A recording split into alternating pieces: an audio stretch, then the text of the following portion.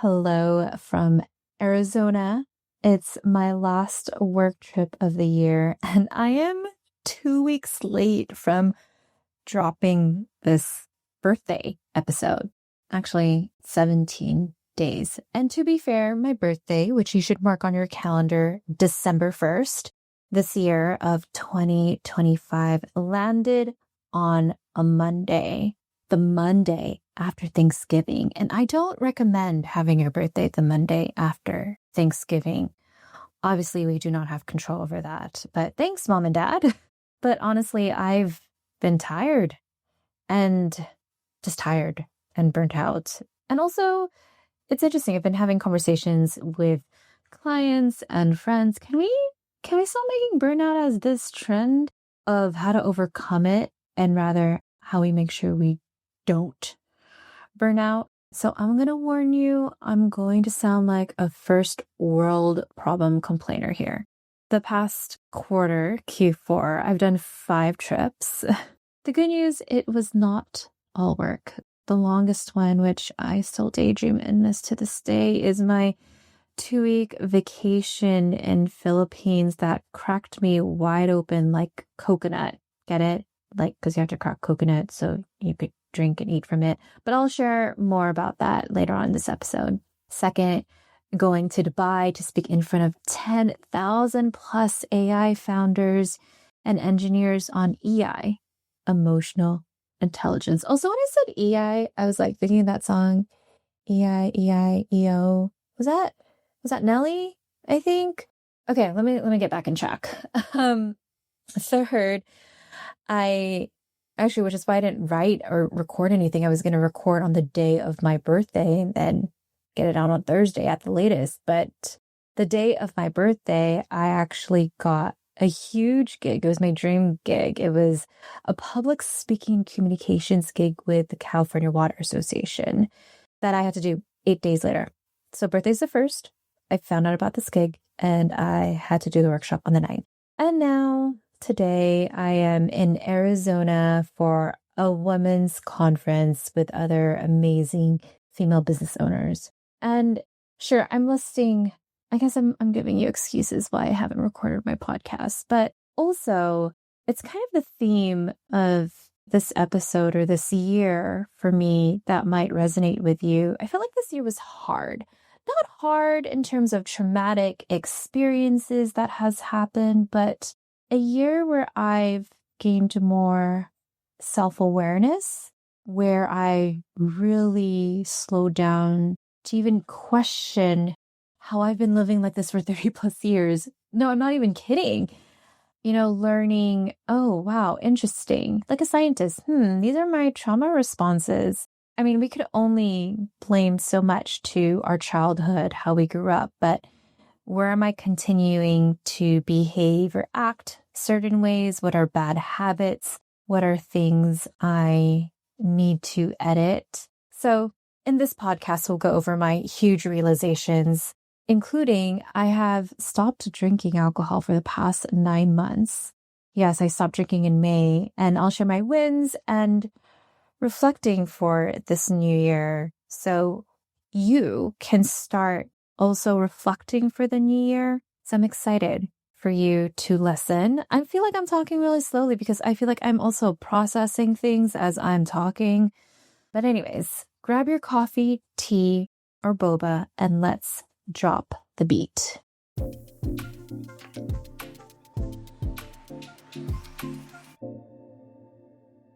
Let's just get straight into it. You're probably like, okay, I need to know the crazy story of why Elaine quit drinking. Sorry, I'm boring. I got so blackout crazy that drunk that I had to quit. Honestly, I was just tired of feeling so tired and gross the day after drinking a glass or two. And I noticed because you're on vacation, I want to do a glass of wine or two like every single day. And I just was like, wait, I don't want my body to feel like this on vacation. Also, this belly ain't looking cute. And I did more research on just alcohol and hormones, being older. And I'm such a high performer with my business. in life and I want to be completely present. So I just tested it. I'm like, I'm gonna try. Now, honestly, I don't want this.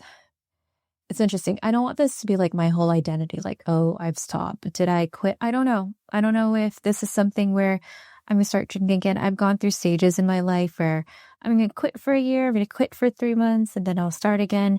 But I will tell you, I have loved it. I have been so uncomfortable. What I mean by that is not drinking. I've learned how to sit with the uncomfortable me, learning how to self-regulate without drinking like, oh, it's a long day, I need a drink. Instead, I'm like, why do I feel like this? What am I doing too much of? Asking myself the hard questions rather than band-aid it. Now, I also don't want to be one of those people like, I think I'm so much better than you because I stopped or paused drinking. That's not what I'm trying to do here. I'll share more in the podcast episode. But if anything, like it also gave me the realization of, oh, I think I'm also addicted to just working a lot or chaos and busyness. And mind you, I have been aware of that for a couple of years, but I feel like it's really, really got deep rooted into my brain this past year because I have been completely sober. And in the past 9 months, like I said, it's helped me gain clarity of what I'm using to distract myself in. And I realize I've been doing the most because as a first-gen immigrant, oldest daughter, first one born in this country, overdoing and doing the most, I've been rewarded my whole life on it. Perfect attendance award, straight A's, I got an award, bring my straight A report card and getting cash for my straight A's from my parents. I was rewarded for that. Then it gets to a point where it's like you can't do the most, you're getting older. And I've been more discerning of what's important to me and not. For example, in the past month, there was one I was supposed to go to this week. I canceled 2 holiday parties from organizations I got invited to, which I paid. And my body's like, nope. Did I have time to do it? Yes. But when I felt my energy, when I looked at my day, the next day, I'm like, no, I just can't. And like I shared earlier in the intro, going to Philippines, my motherland in nature, you should go check out the pictures. I mean, I'm not here to brag. I'm more so, I want to really just tell the whole world to go visit El Nido, Palawan, and Philippines because it's just heaven and it's so much better than Hawaii. And I know that's very controversial, but look, like it ain't crazy expensive and you get all you could eat food, which is all fresh, like drinking mango all the time, eating fresh fish. Oh, the mangoes melt in your mouth. I mean, you can look at my pictures on Instagram at @ElaineLou_. I'll put that in the show notes. But let me try to dive back in. But every day it was like I was in paradise. My partner and I, we scuba dived, snorkeled, swam, explored caves. I was enjoying not working, being so present to just doing what was enough. And I'm so grateful for my partner because he was like, let's just do 1 to 2 activities, like 1 to 2 excursions per day. And it was fascinating to me to see American travelers who pack their days doing 3 to 4 activities in a day.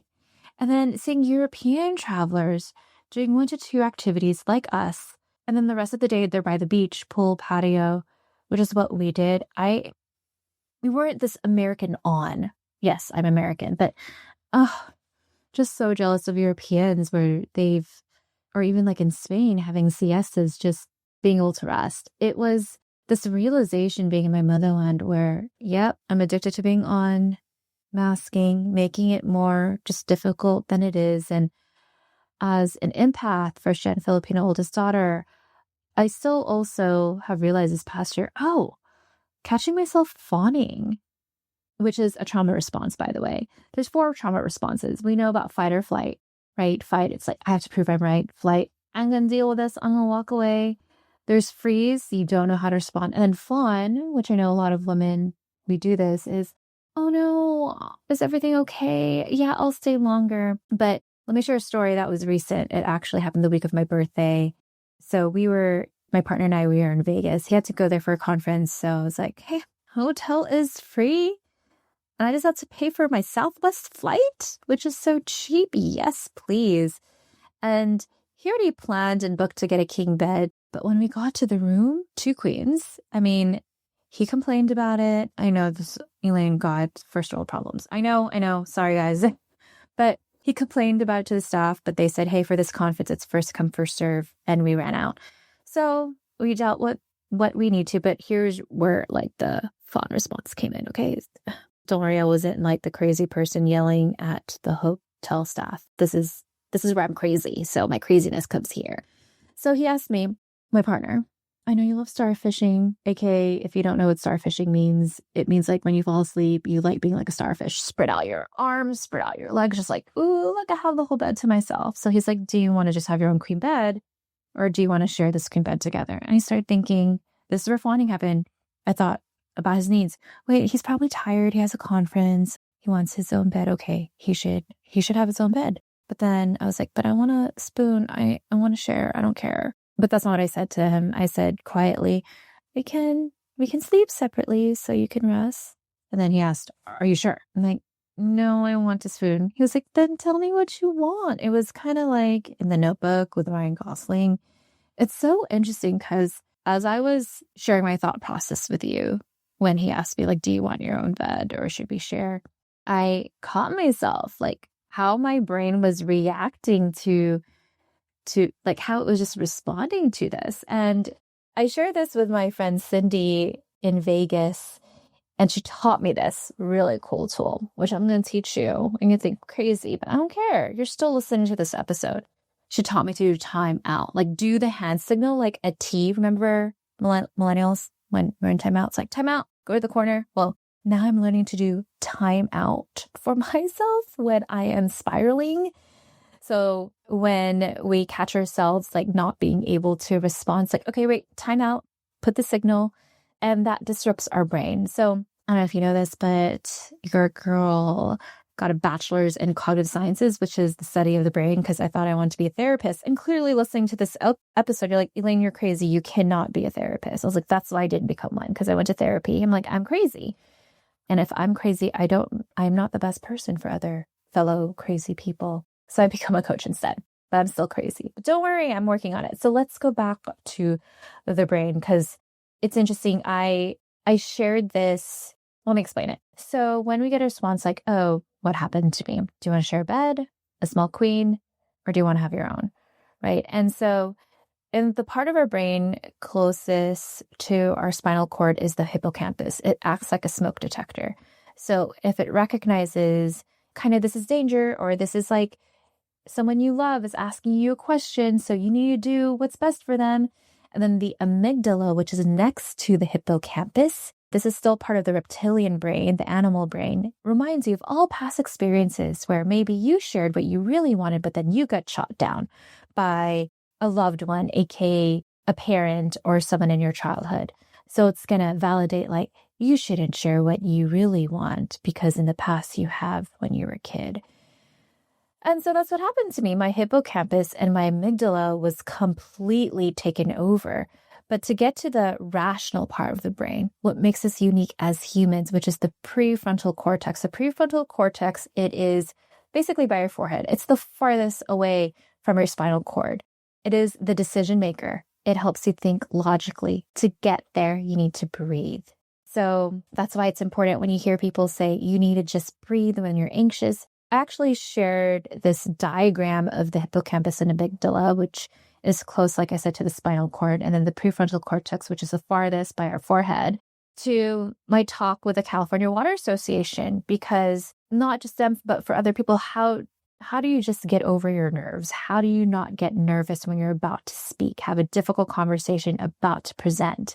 And we always hear, just breathe. Oh my gosh, Elaine, you're from Los Angeles. Of course you'd say it, but there's a science behind it. When you breathe, you're able to surpass your reptilian brain, your hippocampus and amygdala to the prefrontal cortex. So you could be more rational and logical. So I'm going to start breathing more, and you should do it too.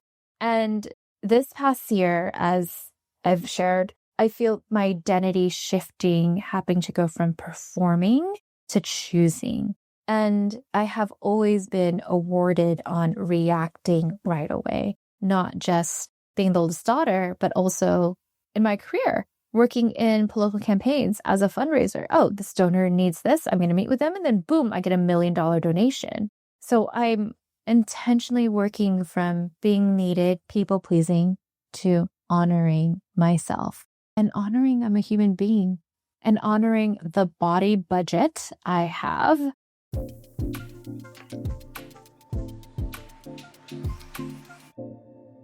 I know this episode is so good. And you're like, how can I get more of this? Well, I have a newsletter that comes out every Thursday that's free, fun, and full of real talk. It's a live journal Zanga on leadership and life with actual scripts, behind the scenes stories, and lessons from mistakes I've made so you don't have to for work and life. Just go to elainelou.com/join. That's ELAINELOU.com/join.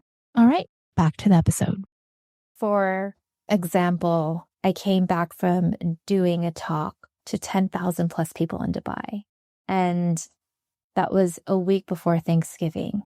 And the day of Thanksgiving, there's 40 family members. And I have about like 6 young nephews and nieces, all in their, all below under 9 years old. And I want to be very clear. Love, love, love my family. But I also realize, oh my gosh, my family is crazy and chaotic. And at that party, I was able to be completely present, play, because I am clearly the fun auntie. Yeah, I have this really cute picture of my nieces wishing me happy birthday. But it hit me, oh my gosh, how much I mask, how much I appease and please. It was interesting. Like, I didn't realize how much I've been doing that my whole life. And it was also interesting to see my partner and my cousin even go out to the backyard because there was so much going on inside in my parents' house. And I don't know, I just want to be a family member. I don't want to plan stuff. I just want to show up. And look, I know about this stuff, like the self-awareness of this. I remember working a lot with my therapist in my late 20s of, I don't need to be managing my family, even though I'm the oldest daughter. And I know my dad would always say, you're the HR of the family. But as I've gotten older, or just this past year, I've always known that, but like it just really hit the root of my brain, surpassed down to the prefrontal cortex, like I shared. Like it's also hit the root, if you're spiritual, to my soul of being so self-aware and just pausing. And now I'm like a crazy self-observer. It's like I'm watching Discovery Channel and I'm watching my own behavior. Like, when you watch Discovery Channel back when you were a kid, or even now, because it's so cool. And it's like, wow, those lions, that's so cool. Or just seeing, wow, those whales. Now, as I'm going through it in life, like, wow, Elaine, you're really thinking that right now. Did you just respond that way? Okay, girl, you need to back off. You need to go for a walk. Like, I'm like a bird watcher to myself, essentially. And okay, why am I sharing this all to you? Because, with my clients, with my friends, when I'm being vulnerable and I share this stuff, it helps them know that they're not alone as they're going through the thick and deep of it. Like, we live in a society where you should constantly be happy. You should absolutely know what to do. You are perfect, but we are human beings. We all have come from past childhood experiences. So I hope my storytelling helped you. And you're like, man, Elaine, I wish AI wrote this. No, this was EI, Elaine Intelligence. But let's get to the goal setting, celebrating the past year so you know what to do. But I just want to share with you, all the self-awareness for me has been because, yes, the not drinking has helped, but really it was let me pause and really listen to myself. That has been so helpful. And because of that, I'm going to share with you some wins. So personal wins, I have been averaging 7 to 9 hours of sleep a night. Number 1 win. 2, I shared with you already, not drinking alcohol for 9 months. 3, it's hard. I'm just learning to be more of a tortoise and turtle instead of the hare, aka rabbit, even though my Chinese zodiac is a rabbit. being more intentional and pausing more. I had a session with my coach earlier today, and she was like, you're a lot more grounded. I felt like before you were just like, you were scattered brained. I'm like, thank you so much. That's such a compliment. In terms of business, my profit margins increased by 163%. And it's not even the end of the year yet. So I don't even know. Like December and January is like my best months because that's when everyone's focused on goal setting. I know you all come in last minute to me or just want to hit goal setting, which is great, but I'm tired. And what else was I going to share? Oh, I surpassed last year's revenue. So now your turn. I mean, what are your wins? And with the wins, I want you to reflect what did you have to do for those wins to happen? And I could have started in the beginning of this episode rather than you having to hear my whole life story of my wins, but I just really want to emphasize the importance of the rest, reflection, realignment before I shared my wins. So I want you to think about what are your wins and can you pause and think about how you got there? Now, here's the goals I'm setting for the new year.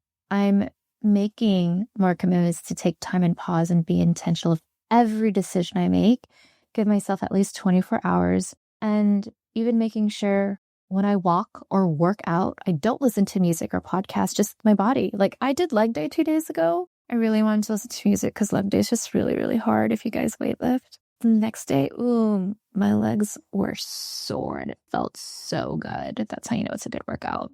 Second goal, being honest with my body. For example, I haven't been perfect with making sure Mondays are my CO days, aka don't do phone calls. If you listen to my other goal setting podcast episodes, which I'll share in the show notes, I say Mondays are my CO days. I take the whole day to do phone calls. I have been failing at that. But well, earlier this week, I was so frustrated with myself. I'm like, you know what? I'm just going to have a reoccurring meeting. I'm blocking all Mondays for 2026 so I can dedicate deep thinking to reflect, see what's worked, what happened, what I need to work on personally, look at my numbers. And that's what I've been doing. I've shared this in another podcast episode, but I've paused doing Muay Thai, kickboxing, because it's so much output. I just want restorative hot yoga, Pilates, slowness. Yes, I sound like an LA girl because I am. And my big goal, which I think should also be your goal too, is to ensure my calendar and my bank account reflects my values and not just my ambition. And we always hear, oh my God, what are your values? Integrity, honesty, blah, blah, blah, blah. But I want those values broken down by what are behaviors I am doing and habits and routines and systems. So I want you to think of that. What are one, your values, and then two, break down those values into what are behaviors, habits, and systems you could do for yourself. And, it's interesting. The past Q4, every single one of my clients and friends have shared with me their burnout and being so tired. So I'm going to have you reflect on these questions. 1, where have you normalized exhaustion? I had a coach remind me, your calendar doesn't always have to be filled with color. Honor the white space and put do not book. So maybe schedule out from 7 a.m. to 7 p.m. after noticing, okay, I have enough meetings and projects to do, and telling yourself do not book. Because what I do to test that is I will look at my calendar a month in ahead. I'm like, okay, how's my body feeling looking at this calendar? Yep, it's tired. I'm going to block. I don't have to do the most. I don't need to go to this event. I don't need to go to this meeting. Second question to ask yourself, what patterns have you been living inside without questioning? Okay, warning, TMI, but I drink 1 coffee in the morning, and then around 2 or 3, I like drinking a second cup, maybe 3 cups, and my stomach gets acid reflux. And the reality is, and I know this and I need to practice it, is I should not be drinking coffee in the afternoon. I should probably just take a nap or walk. And your girl's been practicing that. When I was in the plane ride around 2 or 3, I took a nap. So starting to make those habits. Third, what would change if you slowed down? Just enough to notice. A huge thing for me is learning I was so reactive rather than intentional. And I need to create more habits to be intentional, like the being honest with myself, the amount of time it would take me to write a proposal. It's like, oh yeah, that takes 5 minutes. No, it doesn't. No, it doesn't, Elaine. It takes 30 minutes. But when it's a big contract with a company, an RFP, it takes me anywhere from 2 to 4 hours. And then I close them. That's why I get paid the big bucks. Then fourth, from this past year, what do you want to bring forward? I sound like a parrot. Continuing being more intentional, making sure I'm not urgent, having an old school journal with me to reflect what I've noticed about myself and learned. For example, I got an email earlier this week with an organization who wanted to hire me as a coach to their members, but it would pay me 10% of what I charge my private clients. I was tempted to say yes right away. I'm like, no, this is not even one, my worth. And two, it's going to take away time to work with ideal clients that I love working with. Fifth question, what are you finally ready to release? And for me, that's saying yes to everything before I pause and feel into it. For example, I went to Dubai and I found out that they wanted me to speak in front of these 10,000 plus AI founders. But I found out when I was in Philippines and I was like, oh, I want to go right away. But I was like, let me think about it. It's like, and it was just a full body yes. And I went, and guess what? I closed 2 clients the week right after. And I got a big contract with a company. So if you need to, feel free to go rewind so you get these 5 questions. I'll also summarize it here, actually. You know what? I'm going to make it easier for you. So 1, where have you normalized exhaustion? 2, what patterns have you been living inside without questioning? 3, what would change if you slowed down just enough to notice? 4, what do you want to bring forward? And 5, what are you finally ready to release?